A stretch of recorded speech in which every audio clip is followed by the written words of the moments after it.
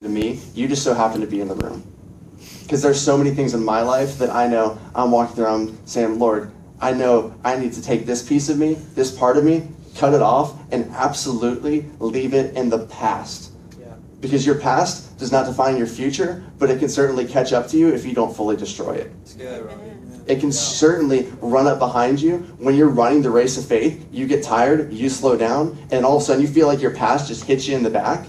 Well, you probably didn't crush it and burn it and toss it to the wind. Yeah. And that's not me to say that you're a bad person for that. That makes you normal. That makes you human. And that's okay.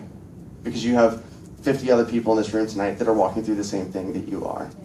So don't feel like you're alone in this place. Yeah. But the third point that I learned is this, is that a radical revelation demands a radical response. Amen. A radical revelation demands a radical response. And what I mean by that is this, is that when you experience Jesus, when you experience truth, when you experience life, the only thing that you can do is respond radically. Now, I don't mean that you need to go out and sell everything that you own and start living in a cardboard box and start preaching to every single person that you know. That's not what I'm telling you need to do tonight. But your life should radically change. You should be able to have a clear picture of, man, this is what I looked like before Jesus, this is what I look like now. There should not be any question of which side of salvation you're on. There should be a clear picture that the past is the past and the future is the future. Because at the cross, my old self died. It was crucified with Christ and it is gone. Because that's what Paul says. That's what he says in the book of Galatians. He says that my old self has been crucified with Christ. It is no longer I who live, but Christ who lives in me. It's no longer me. It's no longer me who lives, but it's just Jesus living in me. Yeah. The words I speak are his. The love that I show people is his. And it's only by his love that I can show people that love. The grace that I extend to people, the love that I shower out on them is only because I have experienced the love and the grace and the mercy of Jesus in my life. So my old self, my old past, my old life that held me back from the things that Jesus had for me, I've crucified it. I haven't just beaten it and said, no, I'm gonna get past this. I'm gonna beat this. No, you've crucified it. Kind of in spirit of this Easter season, as we walk into the next couple weeks as a church, we understand that crucifixion was not something that was intended to just beat something or beat it up. It was intended to completely cut it off. Completely. Not partially, but completely. And tonight, I feel like there's some of us that are walking in saying, man, I've only partly crucified my past. I've only partly cut the past off. Because there's still parts in me, there's still things in me that I know I shouldn't be doing. I know I shouldn't do this. I know I shouldn't be with this person. I know you fill in the blank. But what is it tonight that you need to just let go of? That you need to be able to say, man, the past is the past, but man, I met Jesus. And my life is radically transformed. Wow. My life is radically transformed. What I love is in the book of Acts, we see people that had a radical revelation. They had a radical experience with Jesus. They saw the resurrected King of the universe in his full glory. And they said, our only response is to give our entire lives to you fully. Not partially, but fully. And what's curious about that is that when they said, Jesus, we hand you our lives, we give them to you fully, he said, okay, but it's going to cost you something. It's my grace is free, but following me, it's going to cost you something. Salvation is free, but discipleship is not. Dietrich Bonhoeffer, he wrote a book called The Cost of Discipleship, where he talks about, listen, it's not easy. The Christian walk is not easy. The Christian life is not easy. It's going to cost you something. It could cost you greatly. For many of the disciples, it cost them their lives. For a lot of us today, it could cost us a job. It could cost us comfortability. It could cost us anything. But what I'm asking you tonight is, are you willing? Are you willing to lay down your past so much so that the only thing that you can pick up is the future that Jesus has for you? Could you do it? Because I know this, is that Josiah had a radical revelation of who God was. He had a radical revelation. And he realized the life that I'm living is not the life that is intended for me.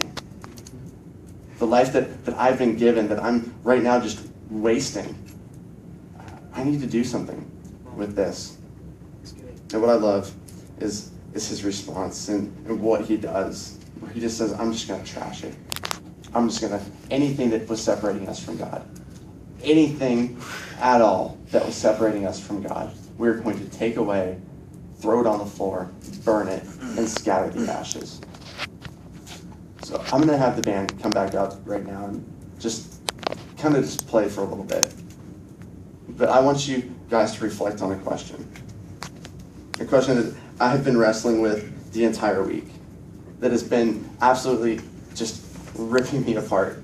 It's been tearing my heart apart because I know there's things that separate me from the full life that God has for me.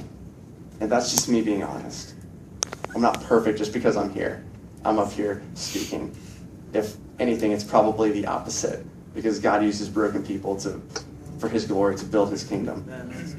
So tonight, if you walk in and you feel like you're broken, you feel like, man, I couldn't be used for the kingdom, look at Josiah.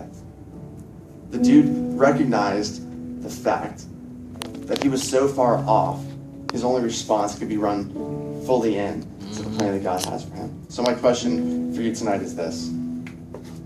What things from your past have you simply placed outside the door, but never fully destroyed? What things from your past have you allowed to creep in? The stuff that you said, man, Jesus, I'm done with this stuff, and I'm just going to set it outside the door. I'm just going to take it and set it right here because, man, I need that security. I need that thing because it gives me purpose. It gives me meaning. You need to destroy it. But Jesus tonight is telling you, you don't need that because you have me. And I give you purpose. And I give you meaning. And I give you a life that is radically transformed because of your radical experience with me. Wow. So tonight, I don't want us to just close the door and pretend like it's not there. I want us to boldly say, we're going to open the door. And some of those doors may hurt. Josiah, it was a humbling experience for him to open the closet doors and say, yeah, this is not what I'm supposed to be doing. But what I know is this, is he never regretted it one day. Not one day did he regret burning the past and stepping into his future. Not one day did he care that he took his family's traditions and smashed them on the ground to walk into the traditions that God had for him to lay out. Because one man turned the fate of an entire nation. What could God do with your life? What could he do with your life if you were fully committed? A fully committed follower of Jesus. But what I know tonight is this, is that we all have to open that door and say, Jesus, I recognize that I just left that outside the door. And at any point, I could walk out and pick it up again. But tonight, I need to pick, and it could be anything that's keeping you from experiencing Jesus fully. What is it tonight that I need to pick up, throw to the ground, burn, and scatter the ashes? Because if you've ever seen a fire after it's been burning, you can't go back and pick up the logs. You can't walk back over and say, well, I'm going to piece this back together. It doesn't work. That's the same thing in our spiritual lives. When we take our old lives to the cross, we take them, we scatter them, we throw them on the floor and say, Jesus, I don't want anything to do with that anymore. And a lot of times I feel like we're just people that wallow in the dust. We wallow in the dust of what our past used to be, saying, Jesus, I just need this, I just need this. And he's saying, no, it's really hard. You don't. Because you have me. You have all that you need. I've given you everything that you need. So tonight, I want us to just reflect upon this. And we're going to go back in and we're going to sing that second song tonight again.